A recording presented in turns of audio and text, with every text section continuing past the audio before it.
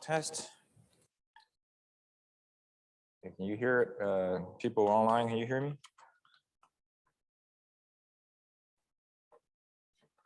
Good, thank you.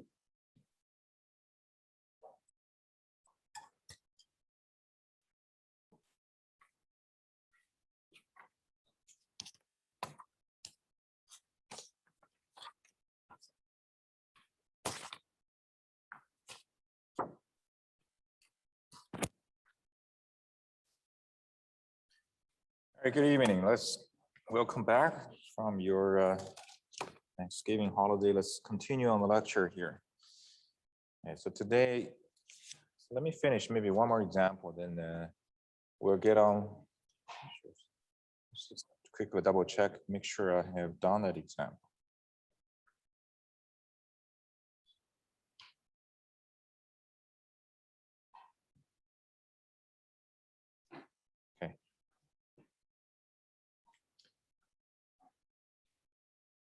All right, so just a very quick review on the concept of greetings vector. Okay, so this is a very important topic, out of this multivariable or vectors calculus course. You have got to remember what greeting vector really means. Basically, when you have a greeting vector, there are two meanings that comes with it. The first for it's a vector. And the direction of the vector points to the greatest increase of the function. Right? So your greeting vector is calculated based on a scalar function, f of x, y, or multiple variable, more than two functions, that's fine, more than two variables, it's okay. It gives you a direction that points to the greatest increase for that function. Right? And the other thing is, okay, there's a statement, I didn't say this in the previous lecture. Okay, so if it is a vector pointing to the direction of the greatest increase, then you can think of this very naturally. So you keep climbing in the direction of the greatest increase. And then when you reach to the top of the mountain, right, then there's nowhere to climb anymore. Then at that location, your greetings vector or the greetings will become a 0, right? Or the other way is if it's actually the bottom of a hill, right? Or it's a trough, so the same thing, right? You also have a 0 value for the greeting vector. So this is actually very much similar to derivative equal to 0, right? For a function of single variables, okay? So we actually will make use of this concept maybe next week when we learn mean and max of a certain function, and when we also try to get the optimization problem solved using the greetings concept. The other concept I covered in the previous lecture is to get a tangent plane out of a surface. Okay. So if I have a del f, it's perpendicular to, basically the conclusion is perpendicular to a level surface, right? Okay. And so let's see another example here, and then we can get on with a new topic called the directional derivative.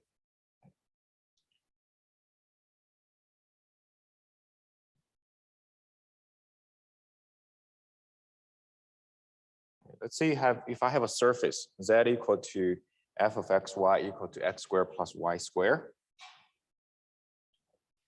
Then we all know that this is a paraboloid.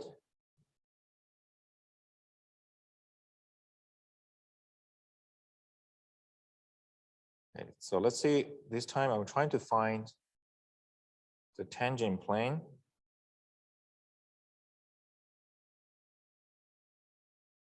to the surface at 1, 1, 2. So 1, 1, 2. This is 1, this is 1. And this is 2. So this is a point, right? 1, 1, 2 on that surface. And we're trying to get a tangent plane to the surface at this location. So basically, you're trying to create a tangent plane at that location, right? Passing through this point 1, 1, 2.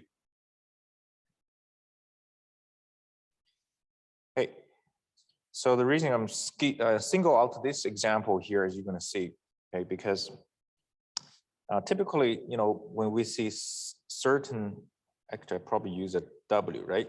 Del W perpendicular to a level surface, and W equal to, it's a function of X, Y, Z.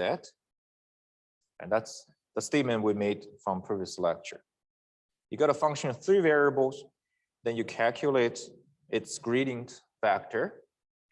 Then you know that the gradient vector perpendicular to a level surface, W equal to a certain constant. And that's the statement. So now this question here, you get a surface given by this equation, and you want to get a tangent plane to the surface at 110 or 112. Okay. So we definitely know how to create a plane equation.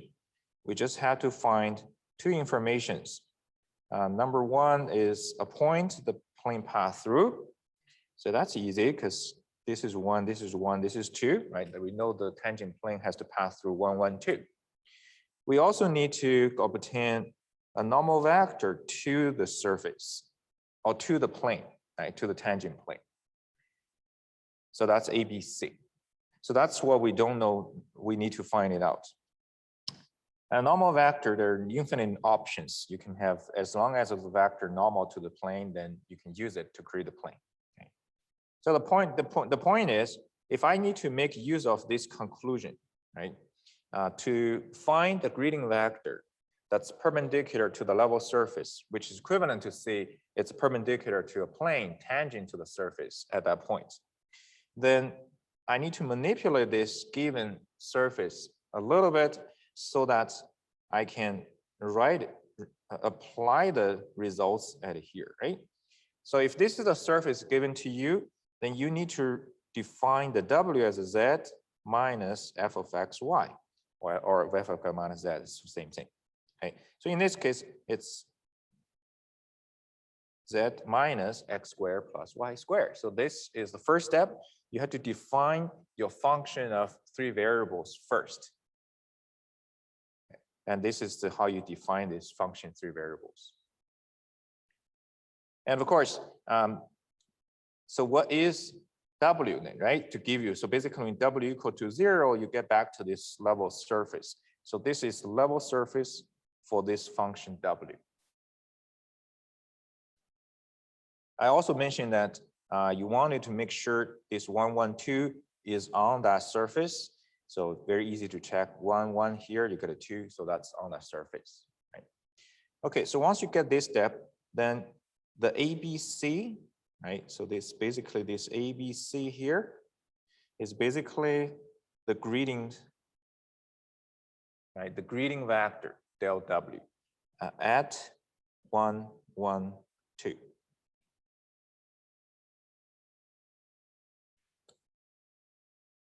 Okay, so then what is the gradient vector, right? Here is your function W at here. So partial W over partial X, partial W, partial Y, and then partial W, partial Z at 1, 1, 2. Okay. And that gives us negative 2X, negative 2Y, and then 1 at 1, 1, 2. So substituting in 1, 1, 2 into here, you get negative 2, and then 1.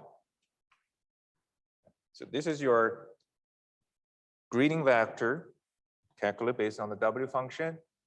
And this gradient vector is perpendicular to this level surface. Okay. It will be pointing that way. Okay. So that will be your del W. And also perpendicular to the tangent plane you're looking for. So once you add this step, then just substitute ABC value into this equation. So we get negative 2, x minus 1 plus negative 2, y minus 1 plus c is 1, and z minus 2 equal to 0. So this is your plane. You can simplify a little bit. You get negative 2x minus 2y plus z plus 2 equal to 0. Okay, so that you get this tangent plane, right, based on that property. So and you probably actually deal with this quite a lot because this is a explicit surface given, right? So you're not necessarily x squared plus y squared. It could be anything, right? Z equal to anything, f of x, y. Okay. F of x, y. So in general, right?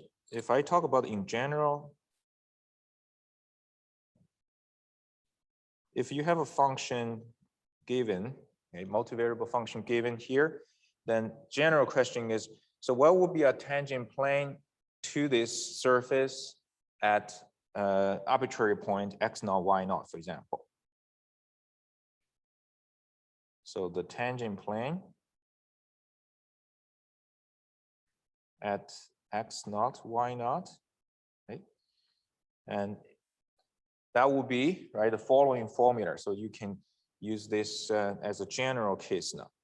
So what do? We use exactly the same procedure. We create a W equal to Z minus F of X, Y. Then the ABC is the greeting vector at certain point, X naught, Y naught. Technically, you also put a Z naught at here, but what's Z naught? Z naught equal to F of X naught, Y naught, right? Yeah.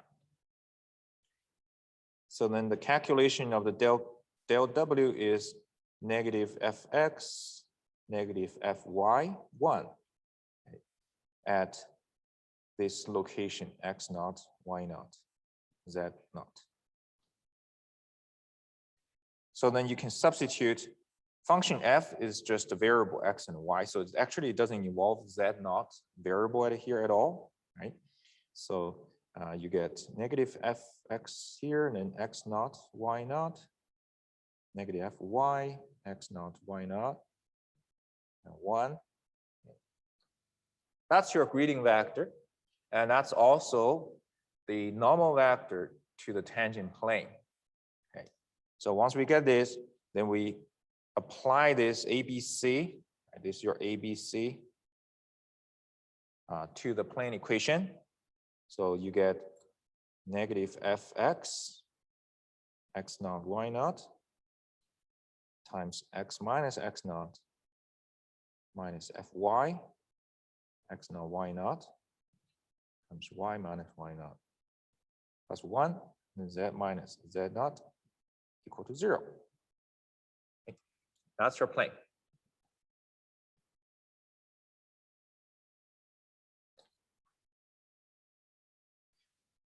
And sometimes you write this one in this format. You write a z equal to, so basically you put a z in one side and the rest of the term on the other side. So you get z equal to z naught plus fx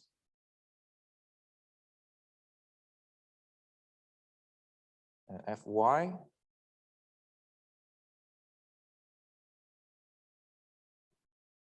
and you can present it this way too. And the reason you print it this way,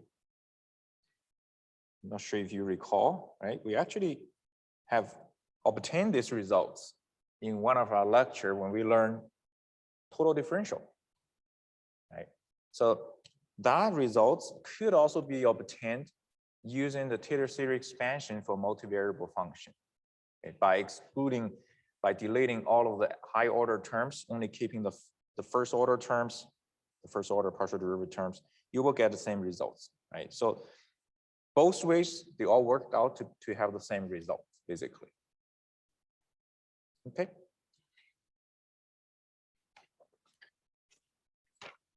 Any questions on this part here? So that's pretty much all about greeting vectors. Okay. Now, when we see the comments, right? Remember when I see the comments that greeting vector is a vector pointing to direction of the greatest increase. So I said, this is a comment, but I didn't provide any rigorous proof, okay? And I said, we'll be able to prove that when we learn a different concept called directional derivative. So that's what we're going to learn now. So we'll learn direction derivative, and then we'll come back to that statement, why the gradient vector actually pointing to the direction of highest increase for the function f. Okay. So let's look at this new concept called directional derivative.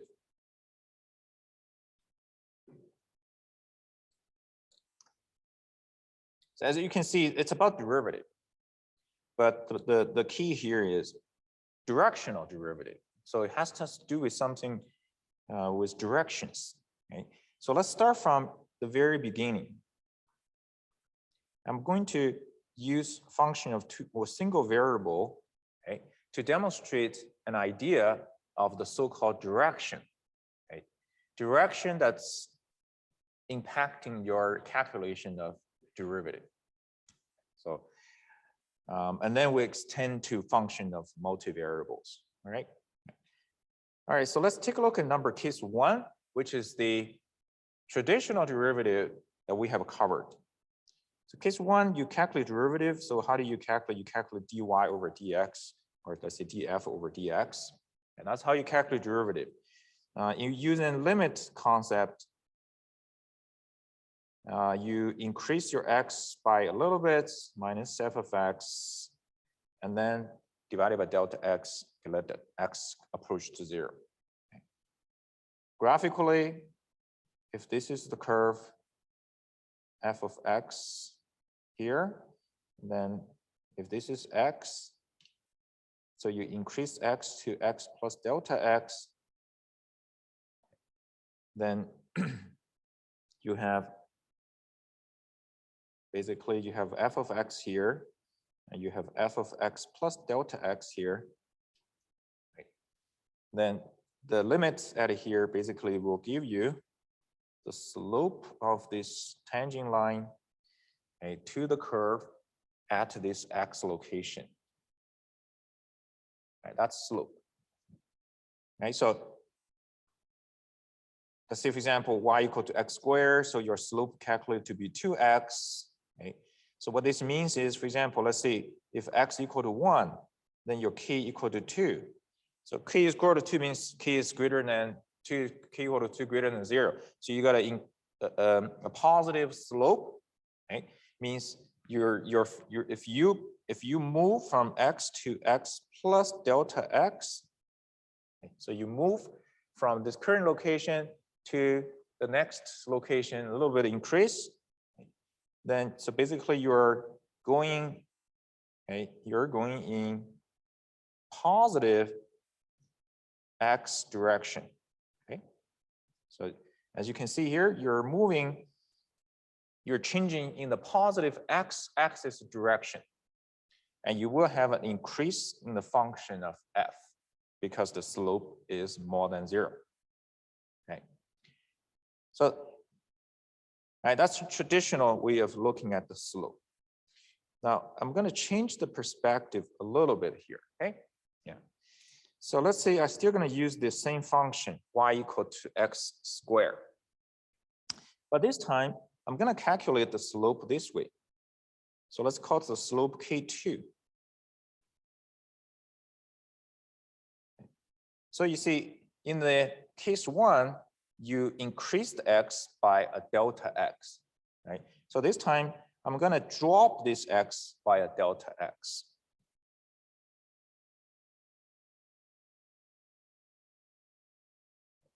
And then let x go to 0.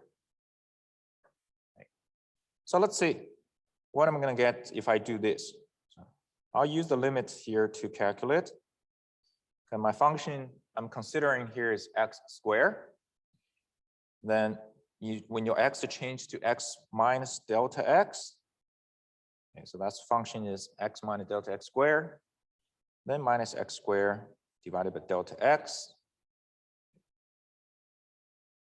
So if you expand the power term out and divide it by delta x, so let's take a look at it together, see how what we get. So you get x squared minus 2x delta x plus delta x squared, then minus x squared. So apparently you get this canceled, Okay. And then you got the rest of the term negative 2x delta x squared. So it has a common factor of a delta x. And that common factor delta x can cancel the bottom delta x. So you literally just are going to end up with just negative 2x at here.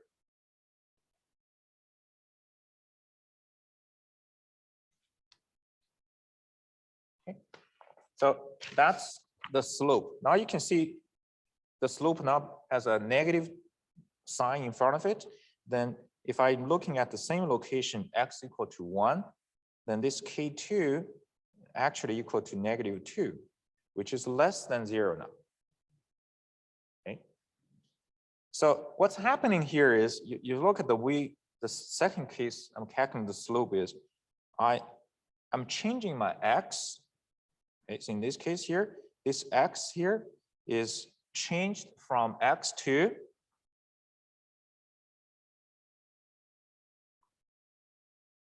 x minus delta x, right? So x to x minus delta x. Right? For example, you let's say x goes from 1 to 0.99. So in this case, then delta x equal to 0.01, right? So for example, yeah.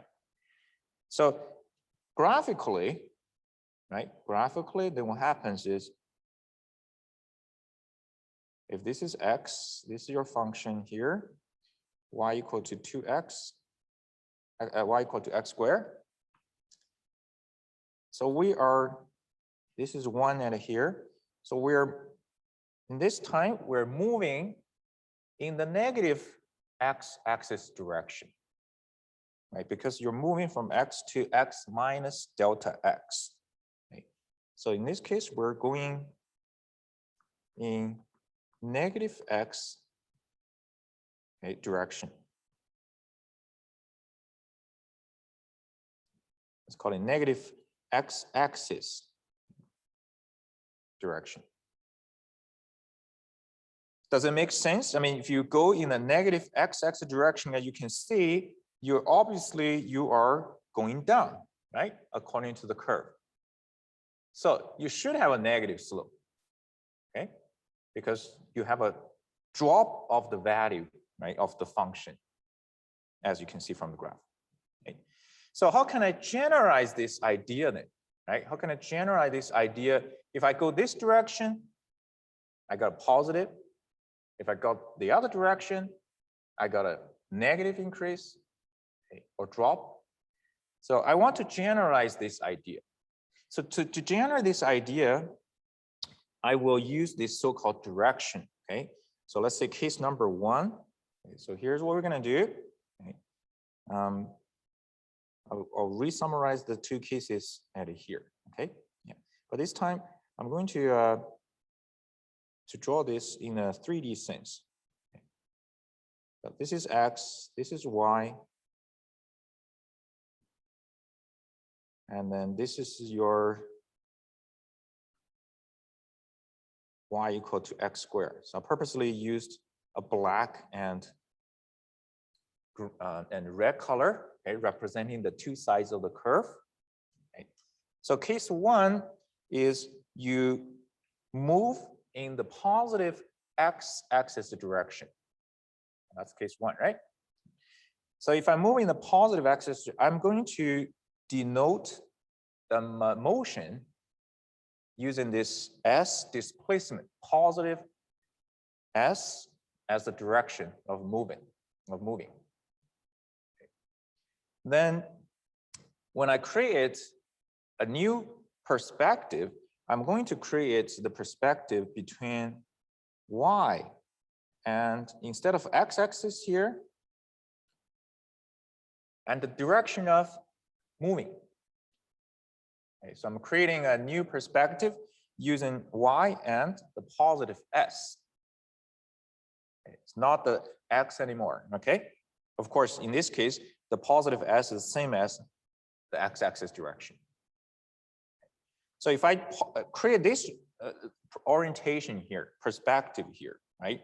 So as you can clearly see, I mean, you can always look at the curve either from this side or from this side, right? There are two sides of the plane, basically.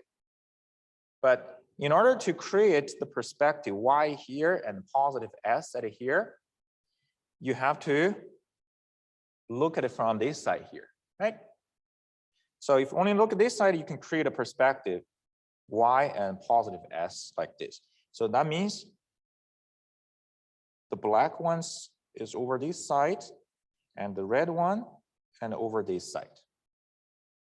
So then if I have a x over here and then increase x to delta x, so you can clearly see you have a positive change of slope on the curve. Okay, that's case one. So case one literally just changed from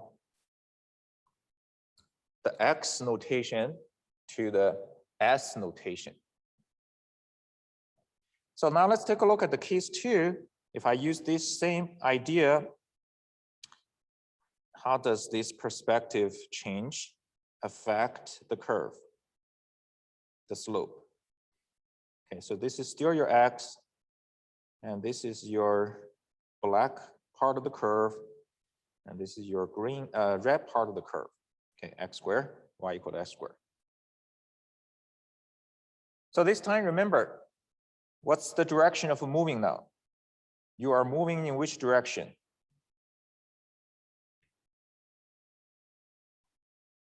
In the negative axis direction, right? So this, but this time this is the positive direction of moving, right?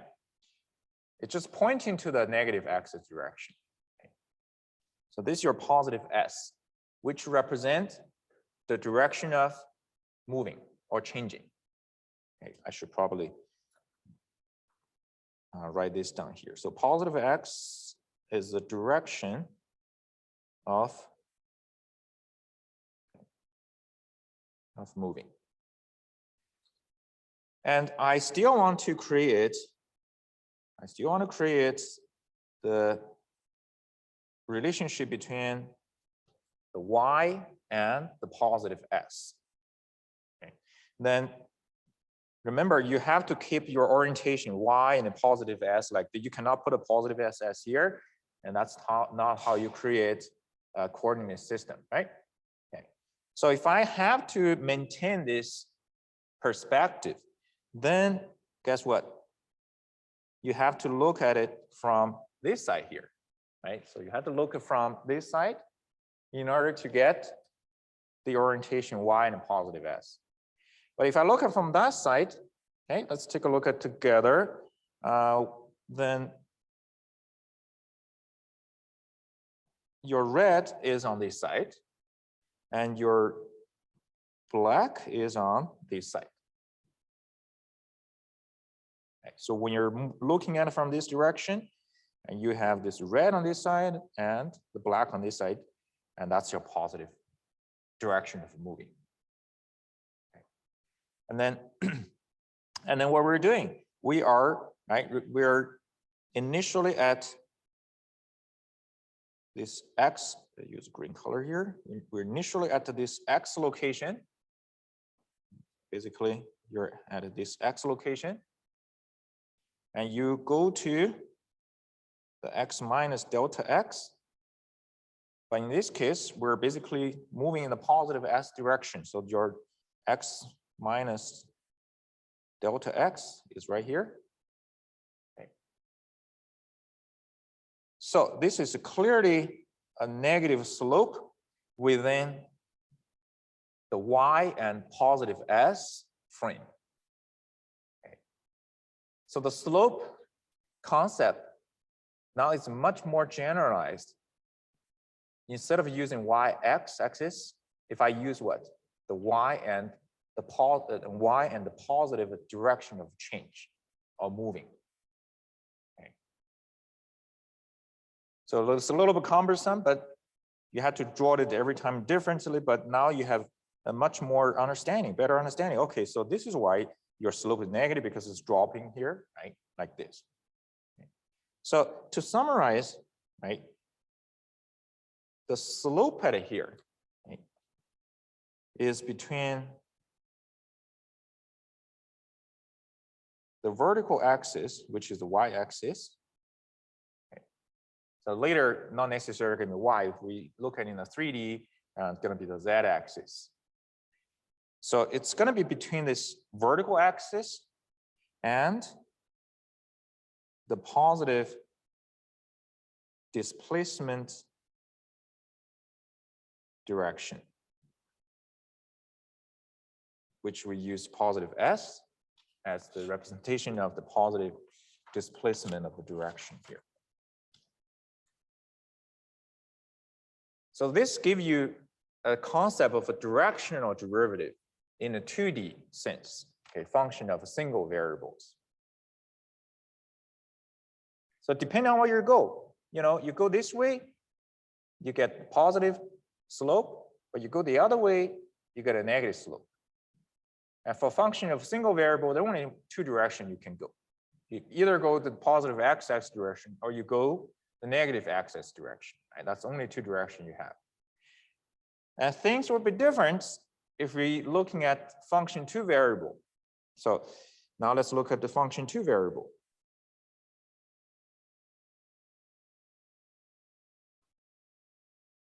Let's consider this surface at here.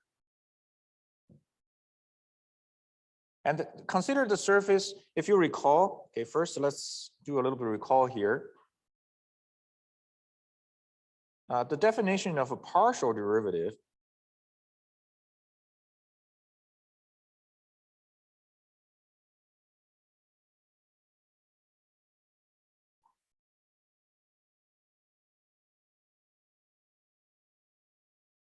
is given by this expression. That's partial derivative definition, partial f of partial x. And we have articulated that the geometric meaning of this partial derivative, partial f of partial x, is basically when you maintain y as constant, and then you change the x, okay, by a little bit. Okay. Basically, you maintain y as constant, you move in the x-axis direction, right? So what this means, basically, your x changed from x to of this. And that's basically the same, if I use the same description, this basically means that you have a positive displacement in the positive x-axis direction. So partial derivative, partial f, partial x, essentially is another directional derivative concept. You move in the positive x-axis direction, and you get a slope. And what's that slope? That slope is, remember, it's the intersection of the curve between the plane and the surface. Right? That's the partial derivative. Okay. Yeah.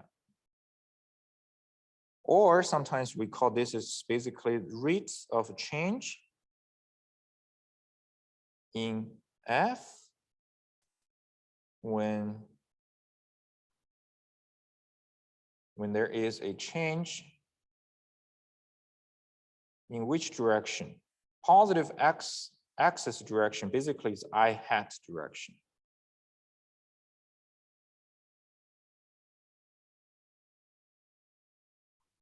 Okay. So now we're talking about slope relating directly to the direction of moving them. Okay. So that's actually the next stage. Whenever you talk about slope, you actually have to think of the direction, relates that value to a direction. Okay. So then let me illustrate this a little bit here.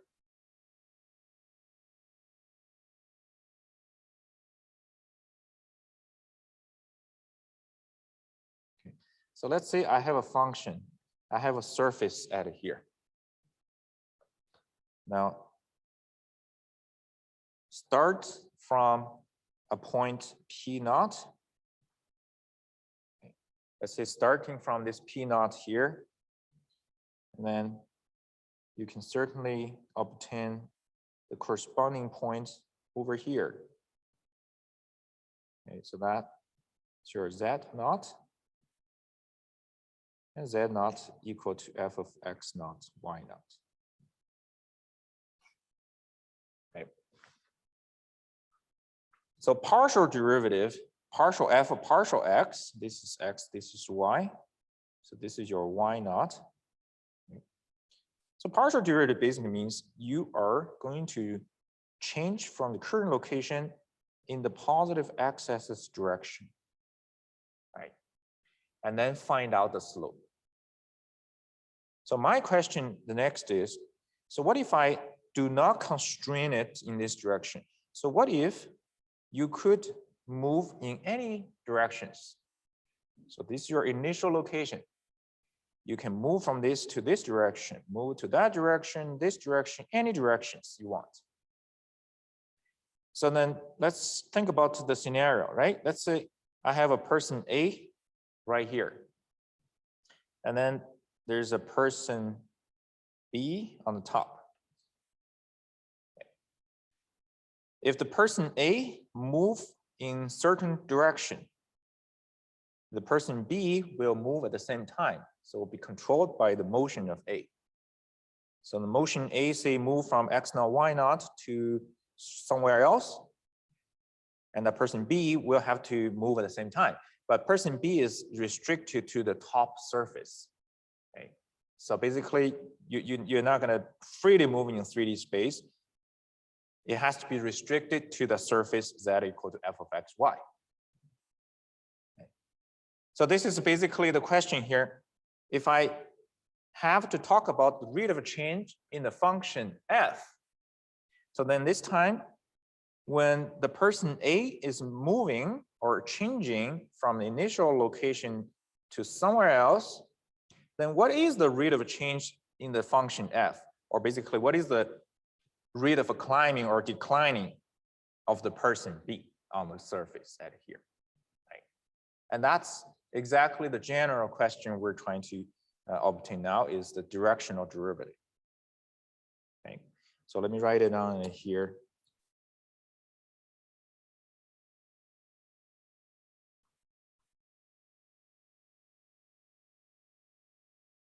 So now we're talking about arbitrary direction of moving.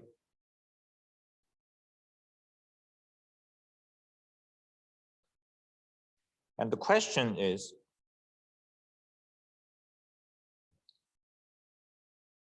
how will this person B, okay, this person B at here,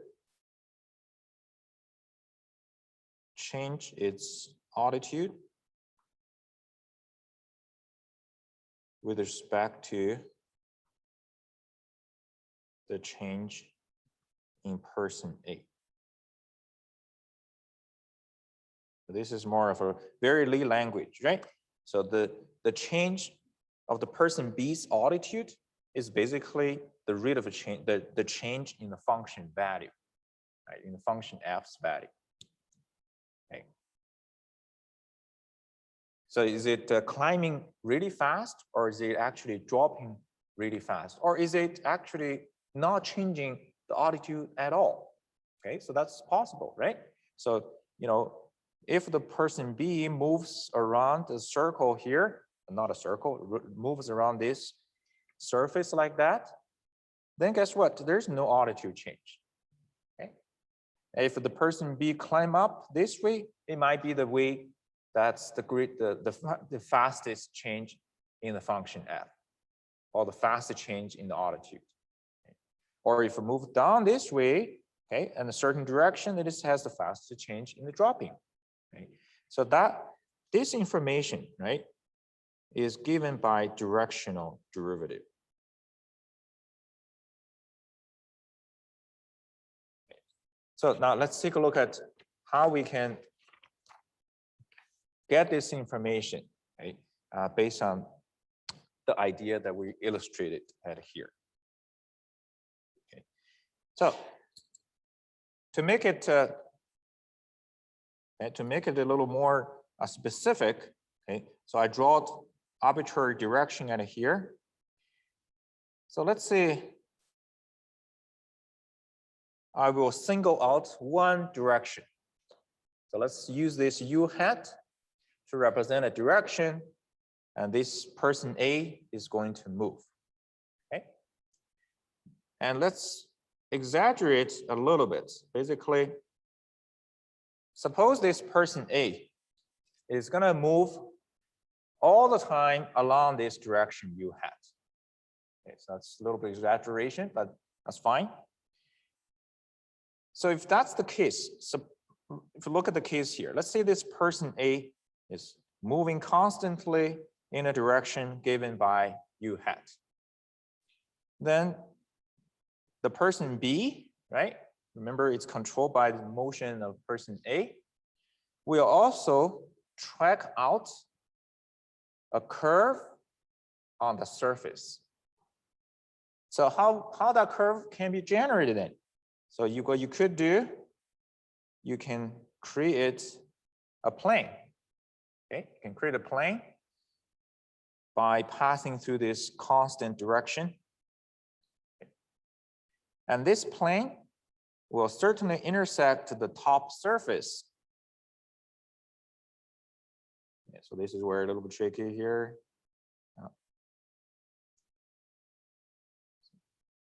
We'll pass through the surface. And of course, we'll pass through this point too. So, okay, suppose like that, right? So this curve here is the intersected curve between this plane and the surface.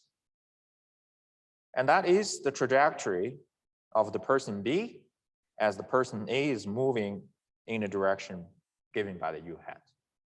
So you can literally see maybe the person B will, let's say you start somewhere over here, then the person B will drop and then climb like that, right? Going along this trajectory, okay? Yeah. So what we want is, we want directional derivative calculation, or we want to find out the information, at arbitrary location. Is the person B going up, or is the person B going down? And how fast is it going up, or how fast is it going down on the surface? Okay, so let's derive something out of here. Basically, we're going to derive the formula for this directional derivative, right?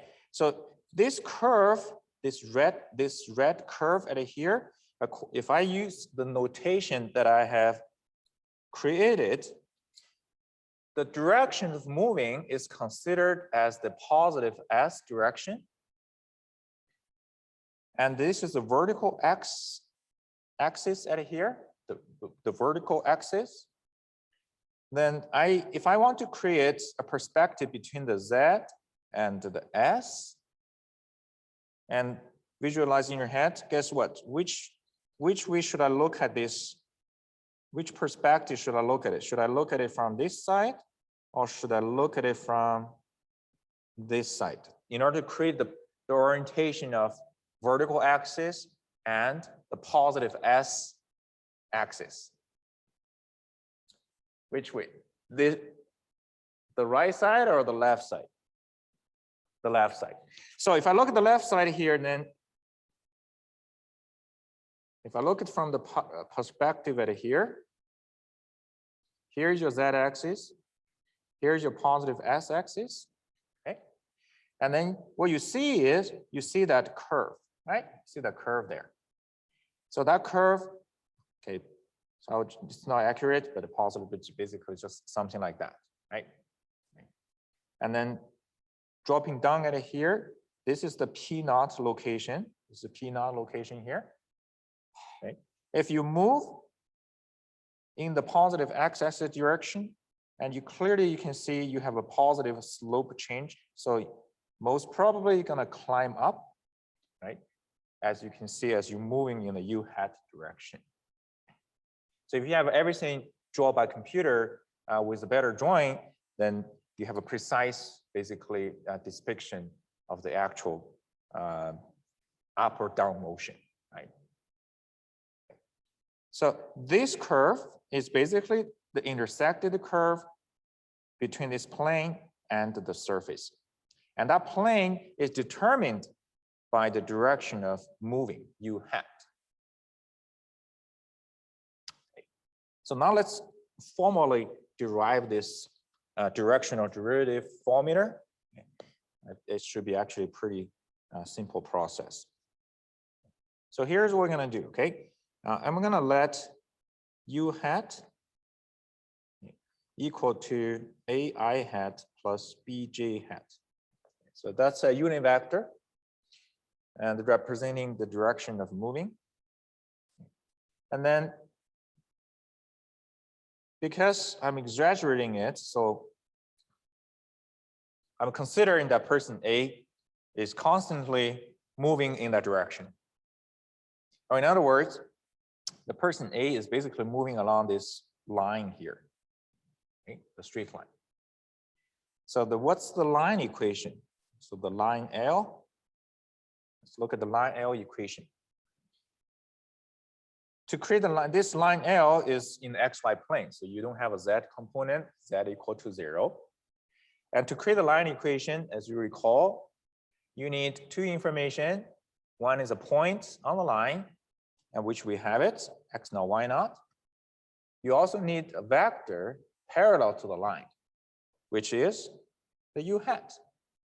Right? So that two information can enable you to create this line equation. So then xx equal to the x naught, that's the point it goes through. The a times the parameter s, you could use any parameter, so let's use s here. And ys equal to y naught plus bs. So this is your line parametric equation for the line as you're moving in the u hat direction. So good. So that's your line here, right? I need this information for the next proof, but what I'm going to do is I will actually write down the directional derivative formula first, and then we'll provide the proof at here. Okay. So definition, the derivative of function f at this p naught location, and then in the direction given by u hat, which is ai hat plus bj hat, okay, is defined by the following notation. So df ds u hat p naught. So defined by this notation at here. So let's take a look at this notation, okay? So this notation is very much like a derivative notation, right? Instead of a df over dx, so this time it's df over ds. Remember what s is? S represents the direction of moving. So you can think about the connection. If you're single function, single variable, df over dx means rate of change in the function f with respect to the x change. And this time, this is the rate of change of function f with respect to a displacement in the s direction. And subscript u hat representing the direction, defining the direction. And then at the p naught, that's your initial location, or that's the location you're looking for the directional derivative. Okay, yeah. So what is the formula for this directional derivative? Okay, so this equal to del f dot u hat. And del f at the p naught location. This is the formula for calculating this directional derivative. And I can provide a proof at here. Okay. So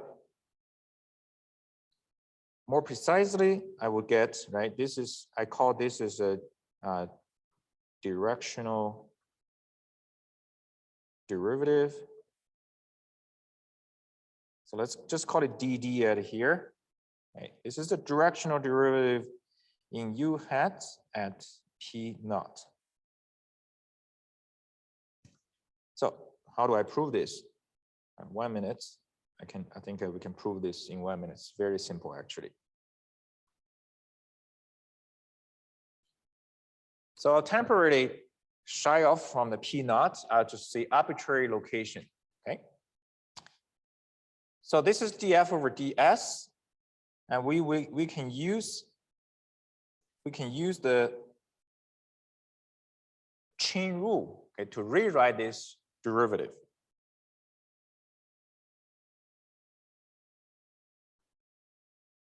This is a chain rule because you're moving along the line defined by this equation here. So your x is a function of s, your y is also a function of s, right? So that you can chain rule it here. So then what's ds? dx over ds is a. So partial f, partial x, partial f, partial y times b. And that equal to the dot product of two vectors. So partial f, partial x, and ab. Okay. And the first vector is basically del f. The second vector is the u hat. Okay. So that proves this directional derivative formula. When you calculate directional derivative, what you do? You calculate the gradient first, then you dot product with the direction u hat, and that's it. Right? You look at the calculation in the direction derivative. Simple. Okay, it's very simple. But more so is about understanding of the directional derivative. Okay, so that we will get into more detail in the next lecture by looking at a few examples. Any questions? Feel free to come over, and then we'll see you on Friday.